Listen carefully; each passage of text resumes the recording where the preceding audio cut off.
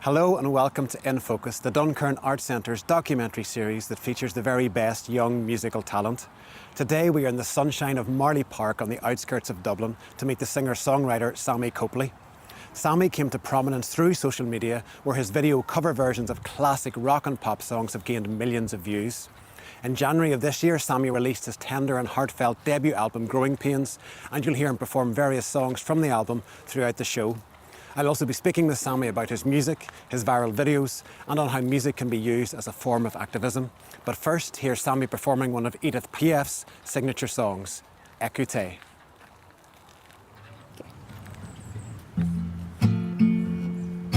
Quand il me prend dans ses pas, il me parle tout bas, je vois la vie en rose.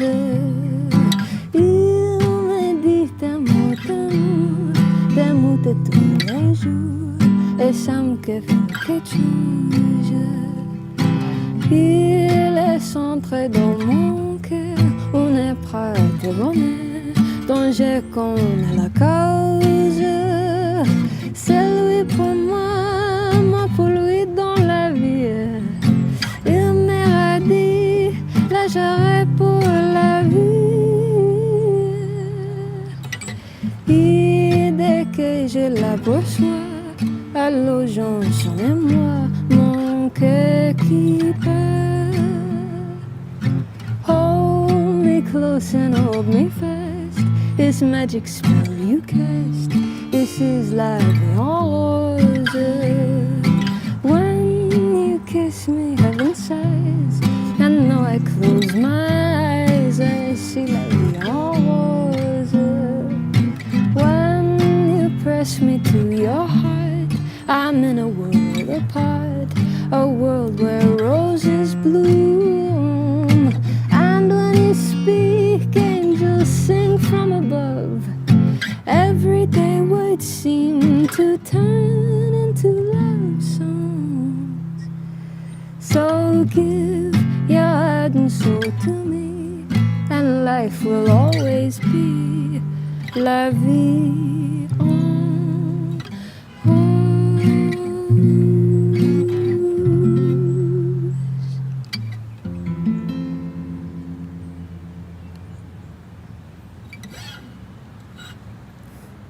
Sammy, hello and welcome to the Duncairn. It's really exciting to have you here because not only are we sat on the main stage where you'll be performing for us later on, but I and we at the Duncairn are such big fans of yours. It's great to finally meet you and get chatting with you.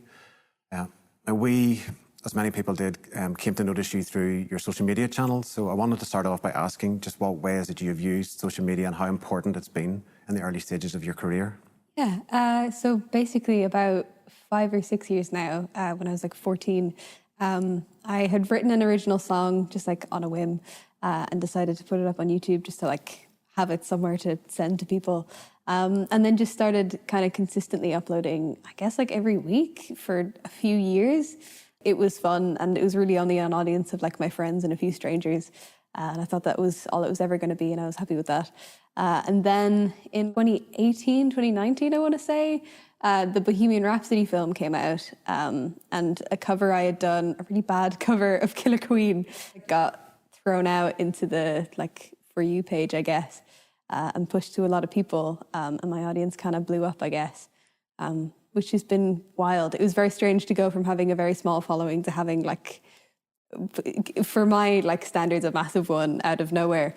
But it was very cool to have that for when I wanted to start putting stuff up on Spotify, because then I had this established audience that had also trickled over to like Instagram and a few other places, which was very cool. It meant that I could start doing projects knowing that there'd be at least some people who wanted to listen. It's been phenomenal growth that you've had. It's actually, I think there's 238,000 odd followers. I think so at the moment, yeah, which is crazy. And something like 45,000 Spotify listeners a month. Yeah. So it's been fantastic growth that you've seen in that. Just out of interest, do you happen to know what your most popular video is on YouTube? At the minute, I think it's my cover of La Vie en Rose. I think that recently hit 3 million views. I don't know where they all came from. That is correct. And for getting that right, you can choose a prize here from Thanks. the I'll go for the bookshelves. Noam Chomsky. The second most popular is actually, you've mentioned it already, Killer Queen with 2.7 million. And then another Queen cover, Love of My Life, is 2 million. And then an odd one, or a bit of a different one, Gilbert O'Sullivan, Alone Again Naturally. Yeah, that one, at that point of my audience, I would sometimes just upload things where I was like, this isn't perfect, it's not very polished, I'm just putting it up, and then maybe I'll redo it. And then it started getting a bunch of views. I was like, well, I can't redo it now. Like, everyone's already seen it. But yeah, I don't know where the pull for that one came. I guess it was in some film or something.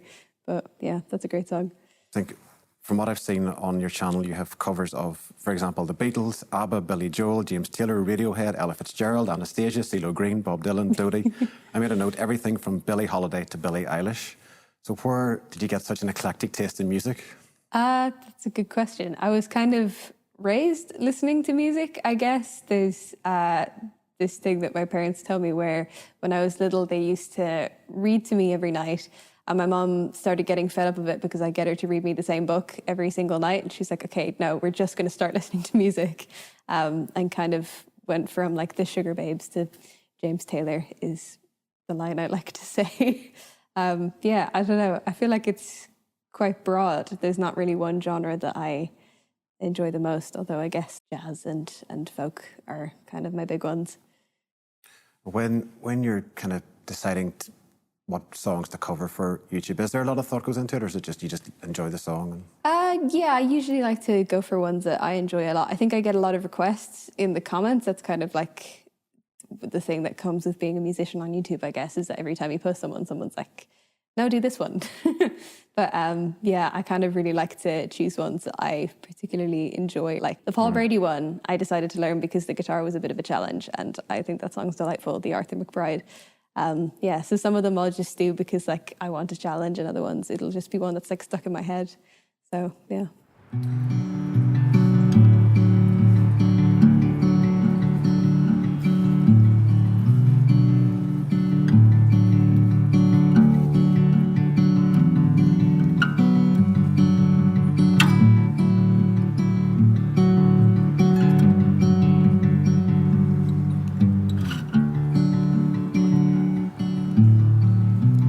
You've been good to me, nearly worth the hell you've put me through. You've been good to me, but if what they say is true,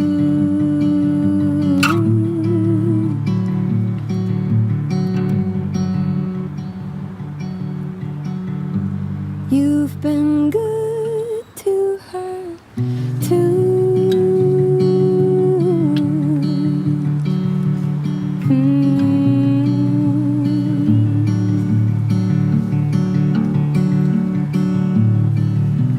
Was it all worthwhile?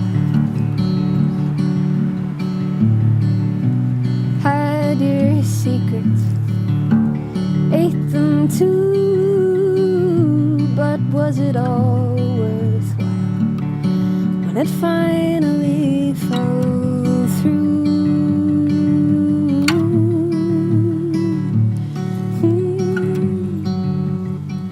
Did I even know you? Would you ever dare to show me the truth? Is it so hard to do?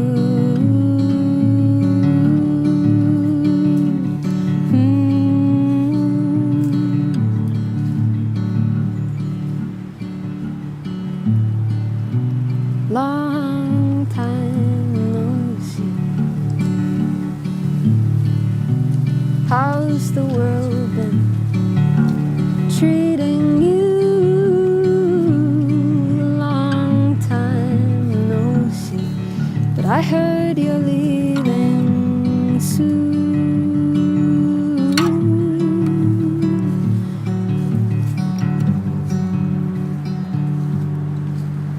Should I say goodbye?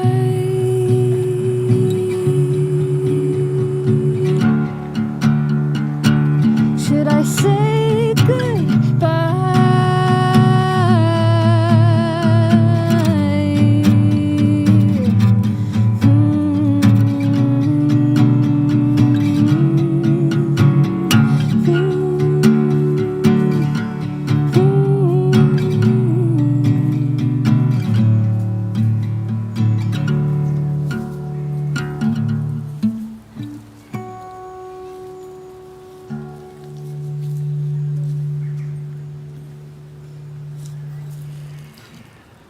how did you come from then putting these songs online to then developing your own album? What was the process in that? Yeah, so in 2019, I think it was, I put out my first single, which was Good Lie, and that did a lot better than I'd expected it to. I just sort of like, people have been saying to me that like they wanted to have some of my stuff on Spotify, because obviously that's a bit more accessible than having to like listen to things in the YouTube app. But yeah, that got a lot more streams than I had anticipated, so I decided I would do an EP of some originals. And then it's weird because I have quite like a back catalogue of songs I've just been like uploading for years, but every time I start on a new project, like the EP or the album, I really want it to be like new stuff. So a lot of the album is like newly written songs or ones that I had written specifically for that project. I don't know what that is about me that I keep making it harder for myself, but yeah, I don't know. Well, I thought the album was really beautiful and really kind of tender and a real kind of fragility around it, and I say that in a positive way. And I wanted to kind of ask about, because it's quite personal, I think, and do you feel more comfortable like sharing your story through music? Definitely, yeah. I'm studying drama and theatre, and I really love acting, but I find that there's like something a lot more vulnerable about acting than there is about singing a song. I guess there's just like another degree of separation from yourself when it's something that you're singing, because like, I don't know, it doesn't sound like you're saying it legitimately and people can read into it what they want and the lyrics can be as vague as you want or as specific. I think there's a lot of power in like getting so specific that it becomes universal, I guess. Like a lot of my songs will be about very specific situations to me, and then the comments will be full of people saying things that are like completely unrelated, but like it resonated for them in that way. So yeah, I don't know, I find it a lot easier to like express myself, I guess, through music. And I really wanted the album to be about like, I guess, processing like growing up and all of the stuff that comes with that, the wacky stuff of like loss and heartbreak and just trying to figure out your place in the world. And I thought that an album would be a good way to do that. One of the most interesting things that I thought about the album, aside from the songs, there's also tracks which aren't songs, they're more kind of snippets of conversations or like voicemail messages and things like that. And I wanted to just ask your reason for putting those on there. Yeah, so all of the interludes are done by friends of mine, and the prompt that I gave them was like, what advice would you give to your younger self? Because I felt like the album for me, a lot of the songs were my advice to my younger self, or like processing the experiences that a younger version of me would have had. And I wanted to get more voices in there, I guess, because like that's very much my own experience. And as much as I want it to be relatable to everyone, like there's no guarantee. So I thought that I would involve some friends and their own advice and their own experiences. And the interludes are some of my favorite parts of the album. I really like, I think they're like great little time capsules, I guess, of my own friends and where they're at in their lives at the moment, which I think is pretty cool.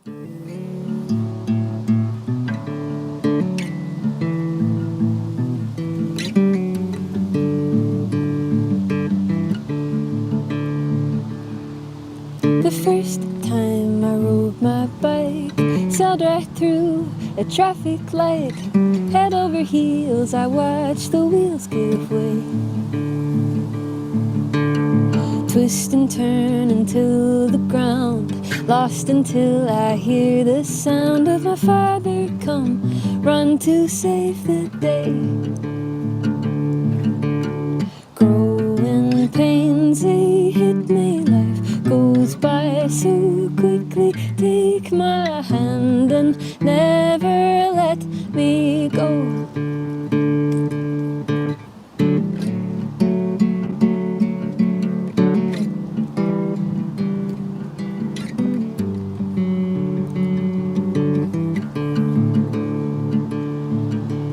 The first time I fell in love, the feeling fit me like a glove. Head over heels, I watched the clouds give way. But cloudless skies make frozen nights, hearts that break and frosted bites. I began to reminisce and miss the grey.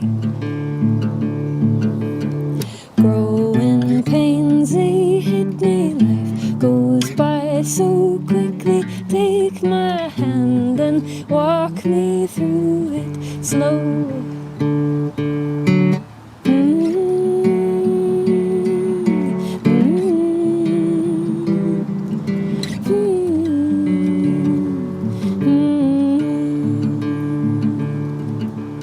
The first time I saw my life in my mother's eyes, young and afraid, I watched the world give way.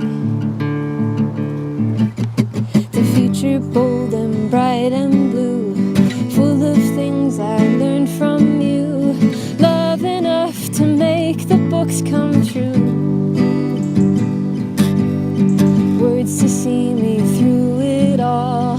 Trust that I'll know not to fall. Arms enough to catch me when I do.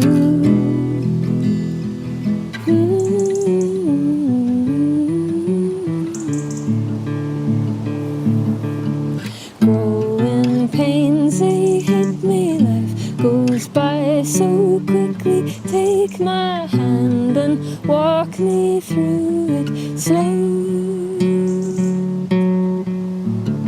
Growing pains, they hit me. Life goes by so quickly. Take my hand and teach me all you know. Growing pains, they hit me. Life goes by so quickly. Take my hand and watch me as I go. The first time I rode my bike, sailed right through a traffic light. I wouldn't have it any other way.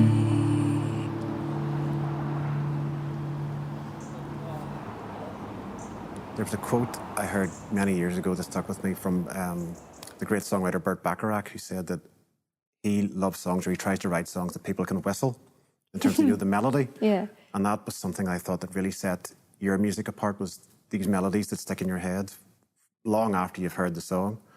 And I wanted to ask, is that something that you're consciously aware of trying to write? I like writing a good melody. I think I'm getting better at them.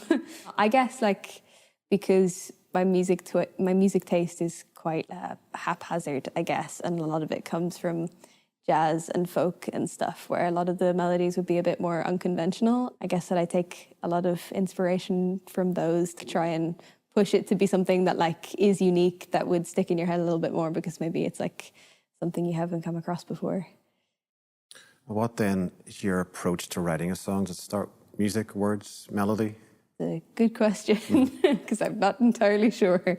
I guess it varies. A lot of the time I'll have the notes app on my phone just full of little snippets of lines that I've thought of. I think the best way to go about writing a song is to listen to other people's songs, or to read other people's stuff and just be a bit of a magpie and pick stuff out that inspires you and take that wherever you want to go with it.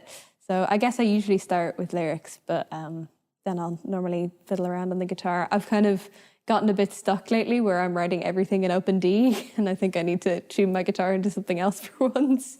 But yeah.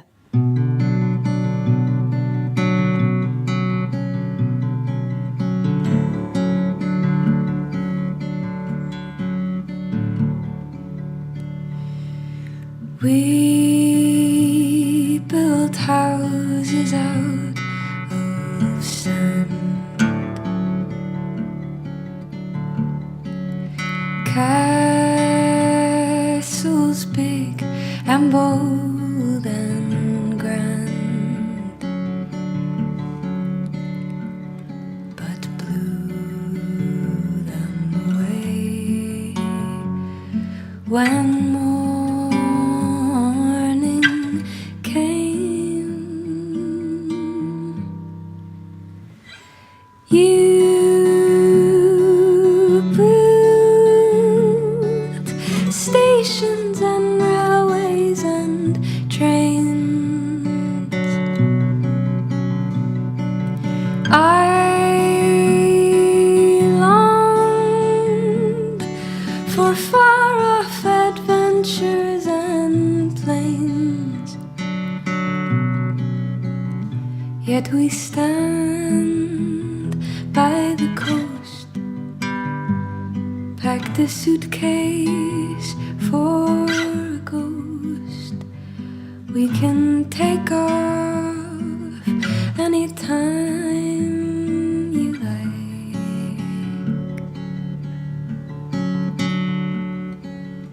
I buried secrets in the dunes.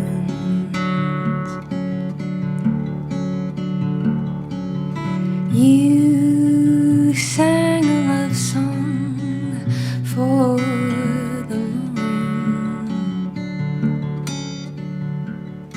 yet it sounded the same when morning came. You built stations and railways and trains. We hid like matches in boxes and caves, full of wine and yellow light, passing ships in the night. I could take off anything you like.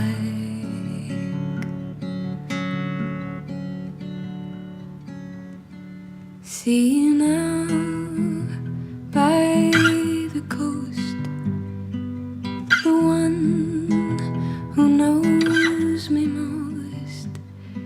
I could come back anytime you like.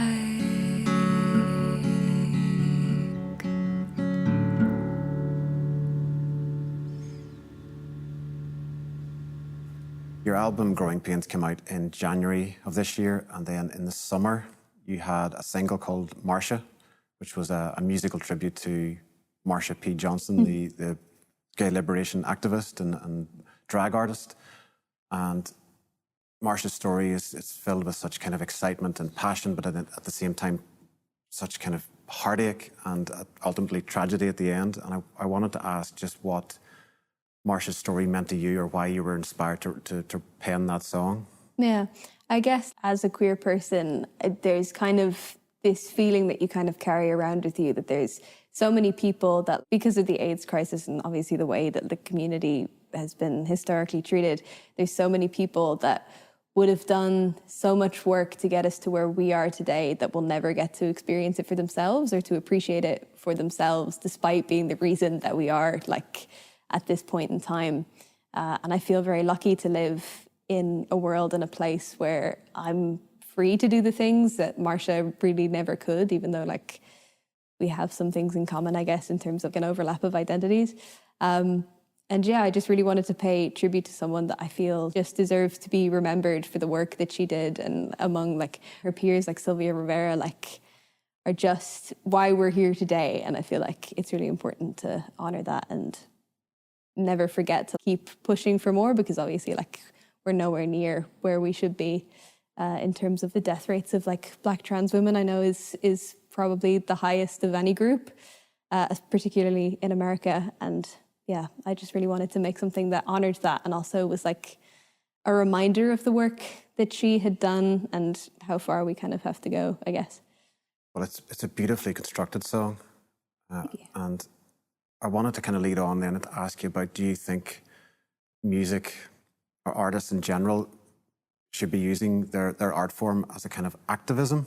I am a strong believer that having a platform and having that sort of privilege of an audience I wouldn't say it requires you to push for change, but I would say it's like a responsibility that a lot more people should be taking on. I know that there's so much more that I could be doing, but I do try to push out like donation sites and donate to things myself and build awareness for things. The main goal with the song, I feel, was more to, rather than just narrate the story of her life, was to get people to like look up her name and just like wonder who she was.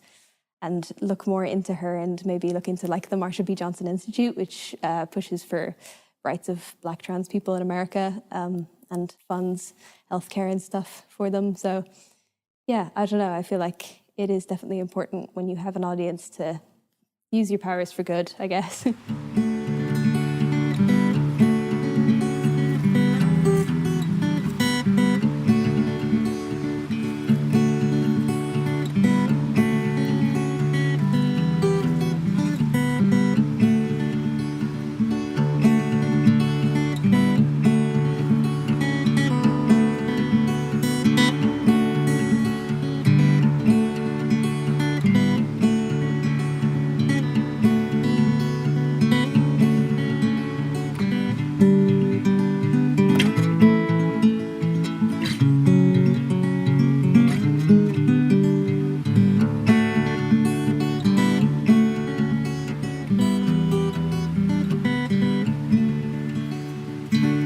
Left the light on and shut the door. Won't be back here anymore. Parts of me got lost in you. Left the house keys in your shoe. And I must repeat the fact that I do not want them back till it's true.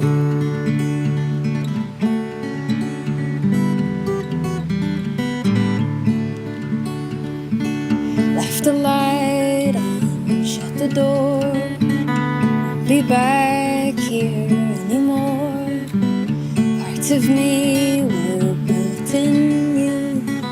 Left the house keys in your shoe. And I must repeat the fact that I do not want you back till it's true.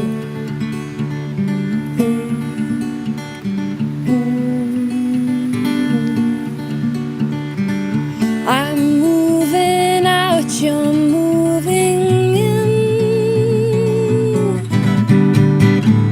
You're in my hair, you're in my skin.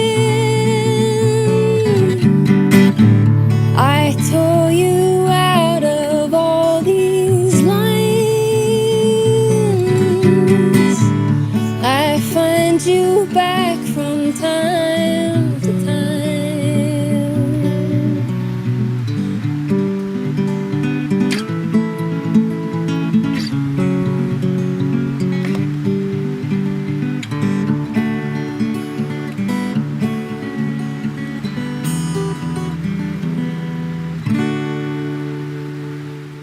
So carrying on then, what are you currently working on and what future plans have you? I have 2 songs in the works at the moment. They're 2 that you might have heard before from my YouTube channel. I don't know if I should say them. I should probably call Tom, but yeah, they'll be coming out soon. And also I'm opening for Tom Rosenthal in November in the Academy and in Voodoo here in Belfast. So which is very exciting. That'll be one of the first gigs I've ever done, really, other than this. So that's very exciting. But yeah. Nice plug. Thanks. And Tom, there you mentioned Tom Rosenthal, is the owner of Tin Pot Records, Yeah. which you've been signed to. So you want to tell us a little bit about that? Yeah, basically Tom has a playlist called Rosenthal's Relative Unknowns, and I've loved his music for a long time and thought, oh, wouldn't it be cool if Tom heard one of my songs? And I had just released the single Moon Man, and I think the cutoff for the playlist was under 10,000 streams, which it had at the time. I think it had about like 5,000 or 6,000. So I submitted it just in time, and then didn't hear anything. So I thought like, oh, didn't make the cut, that's okay. And then got a message from him on Instagram being like, hello, do you have a label? I was like, oh. And then started having calls and conversations with him. And basically he'd set aside the song as potentially being one to look into more, to potentially signing me, and then listen to the album. And the rest is history, I suppose. One of the other things that's happening in your life is that you're studying drama and theatre at Trinity College in Dublin, and I understand you're going into, or you started your 3rd year of a 4-year course. So do you want to tell us about kind of what you're studying and what kind of project that you're working on? It's a great degree. It's very fun. I always say there's a theatre society called Players in the college, which I always say is like half of my degree, because the like theoretical stuff, I guess, that we're learning in classes, like I'm taking classes in like theatre making, which is like directing and devising and stuff, and also in like playwriting and acting. I'm really interested in sound design, obviously. I'd really love to be a sound designer for theatre shows. I've done one or two online, but it's kind of a different gig when you're actually in a building doing cues and stuff. But yeah, I'm hoping to work on more stuff now that we're back in person. Well, we're really excited to see how your career develops, whether it's in theatre or music or wherever it happens to be. But for now, though, we're going to ask you to stick with the music because we're really looking forward to you performing on the Duncairn stage. So thank you for joining me for this chat, and we'll look forward to hearing you perform. Thank you.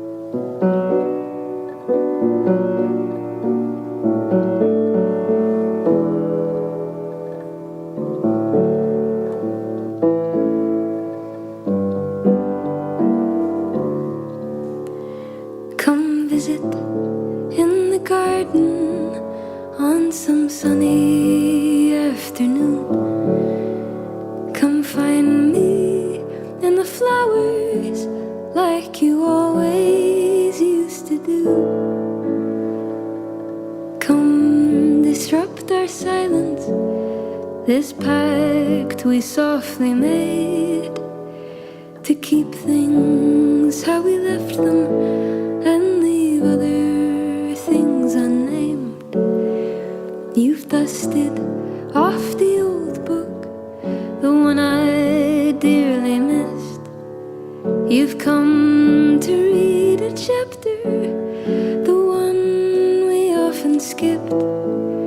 I'll sit a while and listen, it's the civil thing to do. But love, I didn't need to read the thing I always knew. You greet me with a kindness, but I can see it in your eyes. Your soul is new to heartache, mine has been here many times. I wanna wrap you up and tell you your pain is fully grown. That's not a lesson I can give you, you've got to learn it on your own. So I'll water my petunias and send you on your way. We find strength in funny places, but once we do, it's here to stay. So come visit in the garden when you've stopped picking at your wounds. My love, I think it's very clear we've got some growing left to do.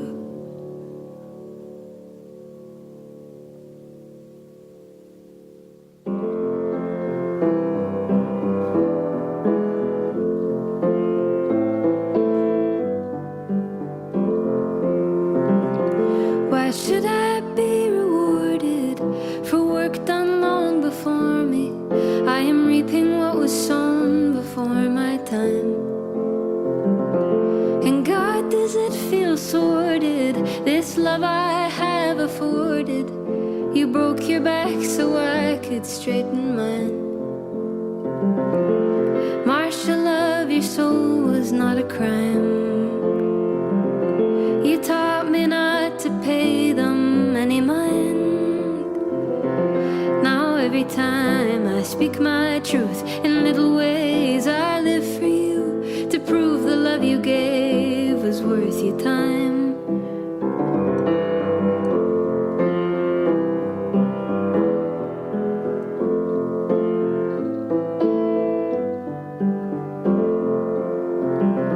It's hard not to resent it, the way that time cemented, to think of all that was and could have been.